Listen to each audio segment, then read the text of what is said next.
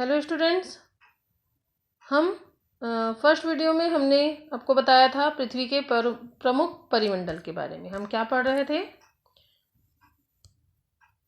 Chapter 5 major domains of the earth, जिसमें हमने lithosphere, atmosphere, hydrosphere and biosphere, हमने आपको 4 परिमंडलों के बारे में बताया था, जिसमें से हमने लिथोस्फीयर एंड 7 कॉन्टिनेंट्स के बारे में स्टडी किया।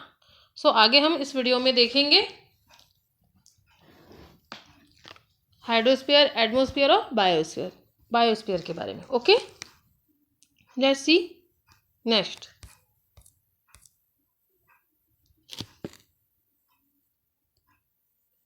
Hydrosphere. The Earth is called the blue planet. More than 71% of the Earth is covered with water and 29% is with land. Hydrosphere consists of water in all its forms, as running water in ocean and rivers and in lake, ice in glaciers, underground water and the water vapor in atmosphere all comprise the hydrosphere. More than 97% of the Earth's water is found in the ocean and is too salty for humans' use. A large portion of the rest of the water is in the form of ice sheets and glacier or under the ground, and a very small percentage is available as fresh water for human use. Hence, despite being a blue planet, we face a shortage of water. Means पहले हमने क्या जाना था? Lithosphere में कौन कौन से जो भूमंडल कौन कौन से होते हैं, जैसे कि 7 महाद्वीपों के बारे में हमने आपको बताया। एशिया, यूरोप, अफ्रीका, उत्तरी अमेरिका, दक्षिणी अमेरिका, ऑस्ट्रेलिया और अंटार्कटिका। अब हम क्या देखेंगे? भूमंडल के अलावा भी क्या होता है? जलमंडल के बारे में हम जानेंगे। तो जलमंडल में क्या है? पृथ्वी को नीला ग्रह कहा जाता है ना, ब्लू प्लैनेट कहा जाता है। पृथ्वी क्यों कहा जाता है? क्योंकि पृथ्वी का जो है, अर्थ का जो 71% भाग में क्या है तथा 29% भाग स्थल है ना। जो 71% में क्या है? जल है, और 29% में क्या है? स्थल है, मीन्स भूभाग है। जलमंडल में जल के सभी जो है रूप उपस्थित हैं। इसमें महासागर एवं नदियाँ, झीलें, हिम नदियाँ, भूमिगत जल तथा वायुमंडल की जलवाष्प, सभी चीज क्या आ जाती है? इसमें इंक्लूडेड होती है, जैसा कि आप लोग यहाँ पर देख सकते हैं।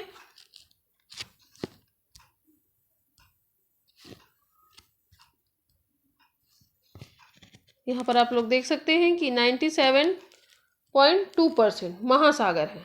ओके, एंड यहाँ पर देखिए आप लोग 0.03% पीने योग्य अलवण जल है, मीन्स यहाँ पर पीने योग्य पानी।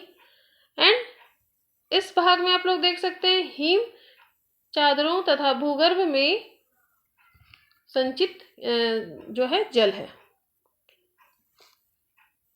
पृथ्वी पर 71% पर पानी होने के कारण क्या है? 1/3 भाग में पानी होने के कारण इसे क्या कहेंगे? हम ब्लू प्लैनेट कहते हैं।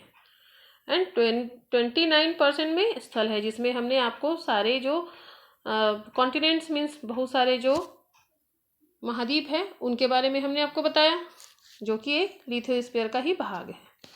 और जलमंडल में क्या है? हाइड्रोस्फीयर में क्या है? जितनी भी जल से संबंधित है, जैसे नदियाँ, झीलें, महासागर, हिम नदी, भूमिगत, वायुमंडल की जलवाष्प, सभी चीज इसमें सम्मिलित है, इंक्लूडेड है।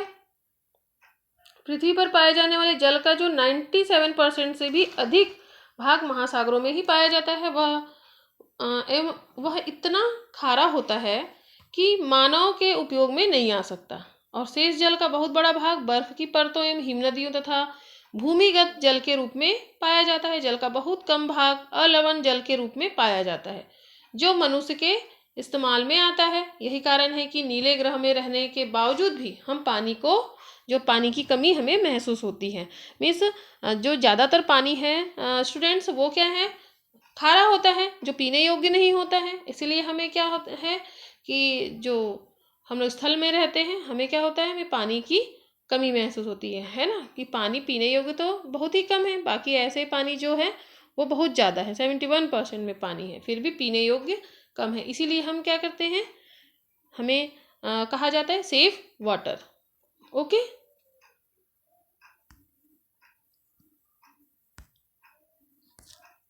अब हम देखते हैं इसमें, जैसे कि हमने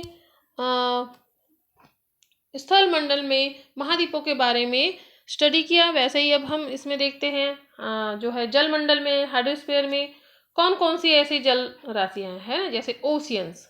ओशियंस के बारे में पढ़ते हैं क्योंकि ये भी उसी के अंतर्गत हैं। Oceans are the major part of the hydrosphere, they are all interconnected. जो है महासागर है ना, महासागर जलमंडल के मुख्य भाग हैं, ये आपस में एक दूसरे से जुड़े हुए होते हैं। The ocean's waters are always moving. The three chief movements of ocean water are the waves, the tide, and ocean current. The five major oceans are the Pacific Ocean, the Atlantic Oceans, the Indian Oceans, the Southern Oceans, and the Arctic Ocean. In order of their size, figure 5.1. जो महासागरी जो जल हमेशा गतिशील रहता है, जैसे तरंगे, ज्वार भाटा है ना, और महासागरी धाराएं। महासागरी जल की 3 मुख्य गतियां होती, कौन कौन से, जो बड़े से छोटे आकार के आधारों पर क्रमशः 5 महासागर प्रमुख हैं। जैसे कि 7 कॉन्टिनेंट्स होते हैं, वैसे ही 5 क्या है यहाँ पर, जो है 5 मुख्य जो है प्रमुख महासागर है। कौन कौन सा है, प्रशांत महासागर, अटलांटिक महासागर एंड हिंद महासागर, और दक्षिणी महासागर और आर्कटिक महासागर। जैसे कि आप लोग इसमें इस मैप में आप लोग देख सकते हैं, यहाँ पर है ये Pacific ocean and Atlantic, Indian ocean, southern ocean, okay, and Arctic oceans. यहाँ पर आप लोग देख सकते हैं इन ओशियंस को, कौन कौन से हैं, प्रशांत महासागर, अटलांटिक महासागर, हिंद महासागर, इंडियन ओशियन एंड दक्षिणी महासागर, साउथर्न ओशियन, और आर्कटिक महासागर। ये सभी आप लोग जो है 5 जो है बड़े महासागरों को आप लोग इस मैप में देख सकते हैं। Okay, is this clear? Okay,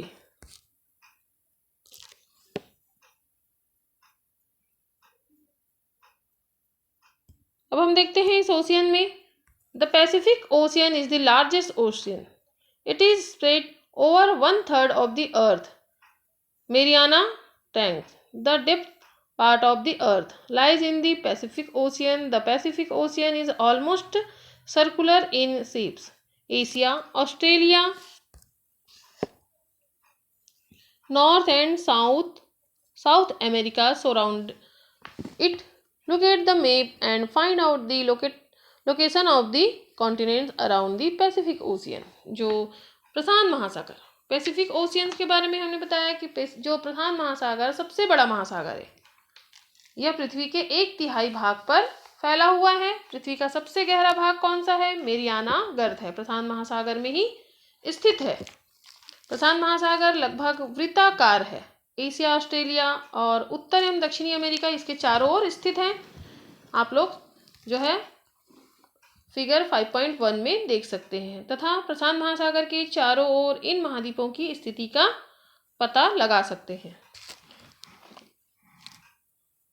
and अब देखते हैं हम, the Atlantic ocean is the second largest ocean in the world, it is S shaped, it is flanked by the North and South Americas on the western sides and Europe and Africa on the eastern side.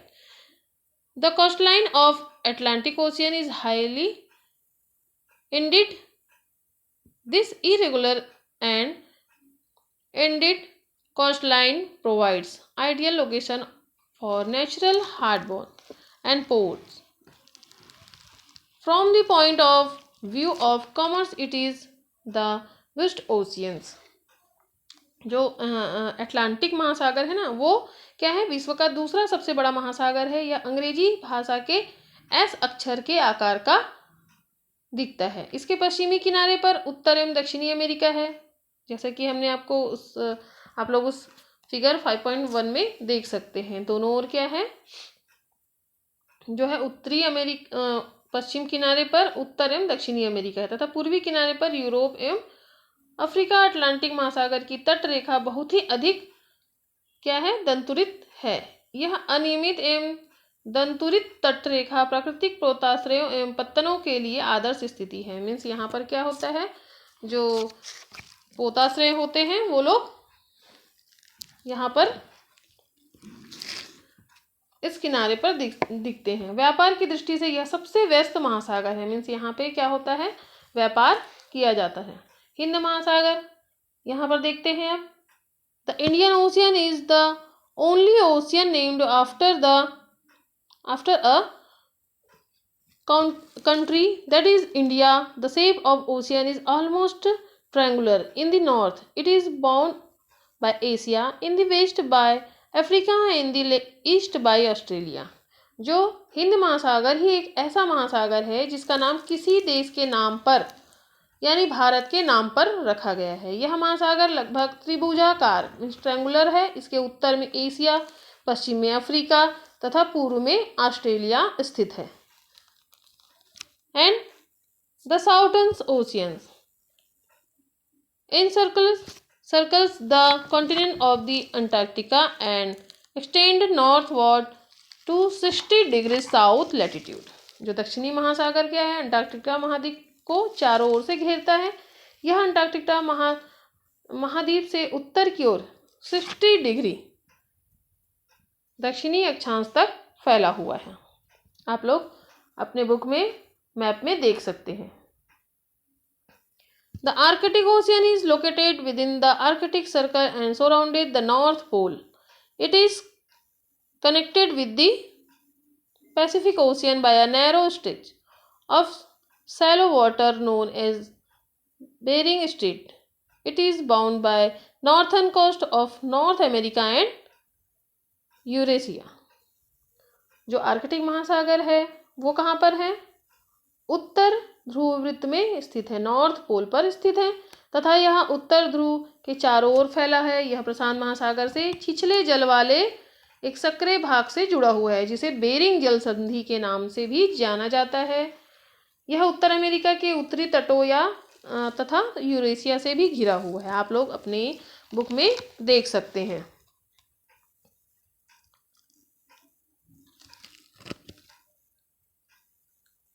So students, अब हम देखेंगे जैसा कि अभी हमने lithosphere, hydrosphere के बारे में स्टडी किया। अब हम देखते हैं एटमॉस्फेयर। एटमॉस्फेयर वायुमंडल। The earth is surrounded by a layer of gas called the atmosphere. This thin blanket of air is an integral and the important aspect of the planet. It provides us with the air we breathe and protect us from the harmful effects of sun's rays. जो हमारी जो पृथ्वी होती है वो चारों ओर से gas की एक परत से क्या है, घिरी हुई है, जिसे हम क्या कहेंगे, एटमॉस्फेयर में मीन्स क्या है, वायुमंडल कहेंगे। वायु की यह जो पतली परत इस ग्रह का प्रमुख जो है महत्वपूर्ण अटूट भाग है। यह हमें ऐसी वायु प्रदान करता है जिससे हम लोग क्या करते हैं, ब्रीथ लेते हैं ना, सांस लेते हैं। यह वायुमंडल हमें जो है हम लोगों को सूर्य की कुछ हानिकारक किरणों से भी प्रोटेक्ट करता है। उनसे सनरेज से हमें क्या करता है, प्रोटेक्ट करता है। The atmosphere extended up to a high of about 1600 kilometers. The atmosphere is divided into 5 layers based on composition, temperature and other properties. These layers starting from Earth's surface are called the troposphere, the stratosphere, the mesosphere and the thermosphere and the exosphere. Means वायुमंडल 1600 kilometre की ऊंचाई तक फैला हुआ है। वायुमंडल को उसके घटकों, तापमान है ना, तथा अन्य के आधार पर हम 5 परतों में डिवाइड कर सकते हैं। इन परतों को पृथ्वी की सतह से शुरू करते हुए जैसे क्षोभ मंडल, समताप मंडल, मध्य मंडल, आयन मंडल तथा बहिर्मंडल कहा जाता है, जैसे कि आप लोग यहाँ पर देख सकते हैं। ये आपको यहाँ पर ये आप लोग इस पिक्चर में देख सकते हैं। Layers of atmosphere. एटमॉस्फेयर को 5 जो है पार्ट में डिवाइड किया गया है। एरोस्फीयर, थर्मोस्फीयर, मेसोस्फीयर, स्ट्रोस्फीयर एंड ट्रोपोस्फीयर, है ना। ये है हो गया है ये बहिर्मंडल एंड आयन मंडल, मध्य मंडल, समताप मंडल एंड द क्षोभ मंडल। ओके, इन जो वायुमंडल की विभिन्न परतों को जो है बांटा गया है 5 भागों में। Okay, is this clear?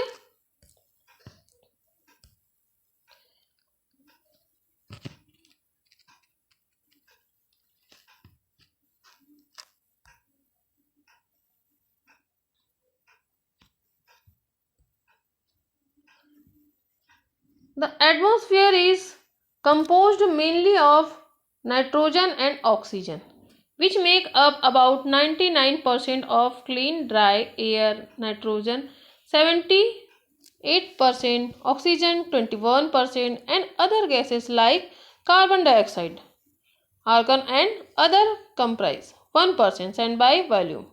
Oxygen is the breath of life, while nitrogen help in the growth of living organism. Carbon dioxide, though present in minute amount, is important as it absorbs heat radiated by the earth, thereby keeping the planet warm. It is also essential from the growth of plants. The density of the atmosphere varies with height. It is maximum at the sea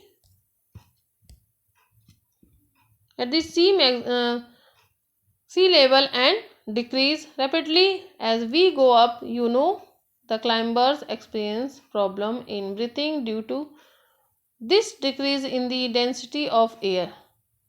They have to carry with them oxygen cylinders to be able to breathe at high altitudes. The temperature also decreases as we go upward.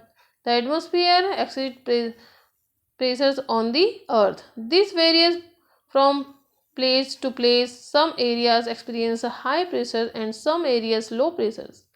Air moves from high pressures to low pressures. Moving air is known as wind. So students, जैसा कि हमने बताया कि जो हमारी पृथ्वी के चारों ओर जो गैस की एक परत होती है ना, परत घिरी हुई है, उसे ही क्या कहेंगे हम? वायुमंडल कहेंगे। और इन वायुमंडल में बहुत सारी ऐसे गैसें पाई जाती हैं, जैसे कि हमने आपको बताया था वायुमंडल मुख्यतः ऑक्सीजन एवं नाइट्रोजन का क्या होता है? बना हुआ होता है, जो कि साफ एवं शुष्क हवा का 99 जो है % होता है, भाग होता है। आयतन के अनुसार नाइट्रोजन कितना होता है? 78% होता है, ऑक्सीजन 21% होता है, तथा दूसरी जो गैसें होती जैसे कार्बन डाइऑक्साइड, है ना, लाइक कार्बन डाइऑक्साइड, आर्गन इत्यादि, इनकी जो मात्रा होती है वो 1% होती है। ऑक्सीजन सांस लेने के लिए आवश्यक है, ये तो हम और आप सभी जानते हैं कि जो है सांस लेने के लिए हमें ऑक्सीजन की आवश्यकता होती है, जबकि नाइट्रोजन प्राणियों की वृद्धि के लिए आवश्यक होती है। और कार्बन डाइऑक्साइड यद्यपि बहुत कम मात्रा में है, लेकिन यह पृथ्वी के द्वारा छोड़ी गई ऊष्मा को अवशोषित कर लेती है, जिससे पृथ्वी गर्म रहती है। यह पौधों की वृद्धि के लिए आवश्यक होती है। आप लोगों को पता है ऊंचाई के साथ वायुमंडल के घनत्व में क्या होता है? भिन्नता आती है। यह घनत्व समुद्री तल पर सबसे अधिक होता है, तथा जैसे जैसे हम ऊपर की ओर जाते हैं यह तेजी के साथ घटता जाता है। मीन्स जैसे जैसे हम ऊपर जाते हैं क्या होता है? हवा जो है वायु कम मिलती है। आप जानते हैं, डू यू नो, कि पहाड़ों पर पर्वतारोही होते हैं वो हवा के घनत्व में कमी होने के कारण क्या लेकर जाते हैं? सांस के लिए, सांस के लेने में जब कठिनाई होती है तो क्या लेकर जाते हैं? वे ऑक्सीजन सिलेंडर लेकर उन्हें क्या होना पड़ता है? यहाँ पर जाना पड़ता है। आप लोग देख सकते हैं ये जो माउंटेनियर है ना, पर्वतारोही लोग यहाँ पर क्या करते हैं? ऑक्सीजन की सिलेंडर लेकर जाते हैं। जैसे जैसे हम क्या करते हैं, जैसे जैसे ऊपर की ओर जाते जाते हैं। तापमान भी क्या होता है, मीन्स टेम्परेचर क्या होता है, घटते जाता है। और वायुमंडल पृथ्वी पर दबाव डालते जाता है। यह एक स्थान से क्या होता है, दूसरे स्थान पर अलग अलग होता है। और कुछ एरिया में तो हमें अधिक जो है प्रेशर महसूस होता है, और जबकि कुछ क्षेत्रों में कम होता है। वायु जो है उच्च दाब से निम्न दाब, हाई जो है हाई लेवल से लो लेवल की ओर क्या होता है, बहते रहता है। और गतिशील वायु को क्या कहते हैं, जो हवा बहते रहती है उसे क्या कहेंगे हम, पवन मीन्स विंड कहते हैं। Okay, is this clear? कौन कौन से जो है गैसें होती हैं और कौन सी जो गैस होती है जो जो हमारे लिए और जो पौधों के लिए और जीवों के लिए आवश्यक होती है। ओके, एंड अब देखते हैं हम last, biosphere the domain of life, जहाँ पर हम जीवमंडल, जिसे हम जीवमंडल कहते हैं।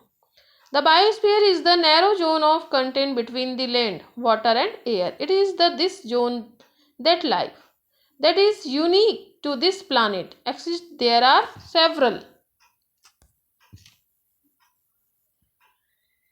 species of organisms that vary in size from microbes and bacteria to huge mammals. All the living organisms, including humans, are linked to each other and to the biosphere for survival. जो जीवमंडल क्या होते हैं, स्थल तथा जल और हवा के बीच का एक सीमित भाग होता है। यह वह भाग होता है जहाँ जीवन मौजूद होता है, जहाँ जीवों की बहुत सी प्रजातियाँ होती है, जो कि सूक्ष्म जीवों तथा बैक्टीरिया से लेकर बड़े स्तनधारियों के आकार में पाई जाती है। मनुष्य सहित सभी प्राणी जीवित रहने के लिए एक दूसरे से तथा जीवमंडल से जुड़े होते हैं, जैसा कि आप लोग जान सकते हैं।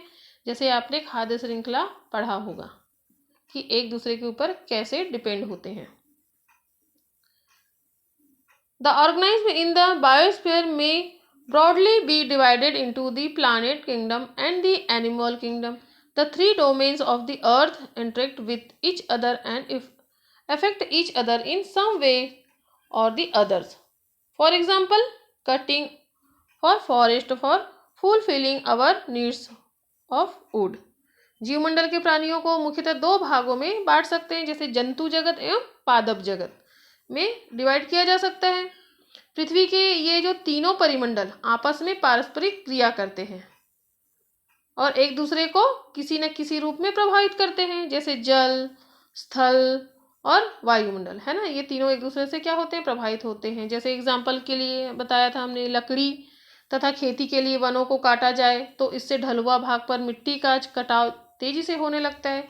इसी प्रकार प्राकृतिक आपदाएं जैसे भूकंप से पृथ्वी की सतह में परिवर्तन हो जाता है ना। जैसे कि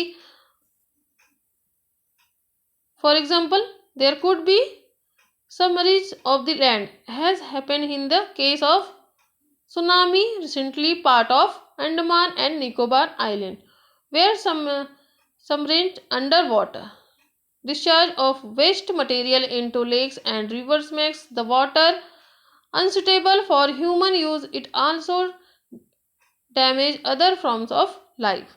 आप लोग जानते हैं कि जो इसी प्रकार प्राकृतिक आपदाएं जैसे भूकंप से पृथ्वी की सतह में परिवर्तन हो जाता है। हमने आपको बताया हाल ही में जैसे सुनामी के कारण अंडमान और निकोबार द्वीप समूह का कुछ भाग पानी में डूब गया था। झीलों तथा नदियों में दूषित पदार्थों के जो है प्रवाहित होने से, है ना। आजकल क्या करते हैं हम लोग, जैसे झील और नदियों में और तालाबों में क्या करते हैं हम लोग, कचरा वगैरह जो है गार्बेज फेंक देते हैं, तो जल मानव के इस्तेमाल के लायक नहीं रह जाता है। वो जल क्या हो जाता है, दूषित हो जाता है। यह जल दूसरे जीवों को भी क्या होता है, नुकसान पहुंचाता है ना, हार्मफुल होता है हमारे लिए भी और दूसरों के लिए भी। Imagines for industries, thermal power plants and vehicles pollute the air. Carbon dioxide CO2 is an important constituent of air, but increase in the amount of CO2 leads to increase in global temperatures. This is termed as global warming. There is thus a need to limit the use of resources of the earth to maintain the balance of nature between the domains of the lithosphere, the atmosphere and the hydrosphere. जो जैसे कि हमने आपको बताया कि जो दूषित चीज़ें होती हैं, जो गार्बेज वगैरह होता है, हम क्या करते हैं, जल में प्रवाहित कर देते हैं, जिससे कि क्या होता है, जिससे कि ये बॉडी के लिए हार्मफुल होता है ना, मानव के लिए भी, पौधों के लिए भी, और जो है जीव जंतुओं के लिए भी। तो उद्योग और तापीय जो विद्युत संयंत्रों तथा गाड़ियों का जो उत्सर्जी जो है उससे उत्सर्जित होता है पदार्थ वायु को क्या करता है, जैसे हम लोग क्या करते हैं गाड़ी वगैरह चलाते हैं, उससे भी क्या होता है जो है वायुमंडल क्या होता है दूषित हो जाता है। कार्बन डाइऑक्साइड जिसे क्या कहते हैं CO2 वायु का एक महत्वपूर्ण घटक होता है ना। लेकिन कार्बन डाइऑक्साइड की मात्रा में वृद्धि के कारण क्या होता है पृथ्वी के तापमान में भी वृद्धि हो जाती है। इसे हम भूमंडलीय तापन भी कहते हैं। इसलिए भूमंडल, वायुमंडल और जलमंडल means lithosphere, atmosphere and the hydrosphere, इनके बीच में क्या है, बीच के प्राकृतिक संतुलन को बनाए रखने के लिए पृथ्वी के जो संसाधनों के सीमित उपयोग की आवश्यकता है। इन जो है लिथोस्फीयर, एटमॉस्फेयर एंड हाइड्रोस्फीयर को बनाए रखने के लिए हमें क्या करना पड़ेगा कि हमें जो है वायु जो एनवायरनमेंट उसे क्या करना पड़ेगा, हमें साफ रखना पड़ेगा, है ना। जैसे कि जो गाड़ी वगैरह के जो हैं धुएं हैं उनसे भी हमें मतलब जैसे पोल्यूशन हो जाता है तो उससे भी क्या होता है ये हानिकारक जो है हम बॉडी के लिए भी, और सांस लेने में दिक्कत होती है ना। सो स्टूडेंट्स हमें अगर लिथोस्फीयर, एटमॉस्फेयर और हाइड्रोस्फीयर को हमें बचाना है ना, तो क्या करना पड़ेगा, हमें ज़्यादा से ज़्यादा इस पर हमें ध्यान देने की आवश्यकता है, जिससे कि दूसरे जीव जंतुओं और मानव के लिए भी क्या हो सके, ये सेफ हो सके। So students is this clear, this chapter is a very important, ये चैप्टर बहुत इंपॉर्टेंट है आप लोगों के लिए, इसे घर में एक बार रिवाइज कीजिए। And the lithosphere, hydrosphere, biosphere and atmosphere, इसके बारे में और अधिक आप लोग मैप से क्या कर सकते हैं, जो कॉन्टिनेंट्स हैं, महासागरीय हैं और जो गैसेस होती हैं उनके बारे में और अधिक आप लोग सर्च कर सकते हैं और इस चैप्टर को रिवाइज कर सकते हैं। Okay, take care.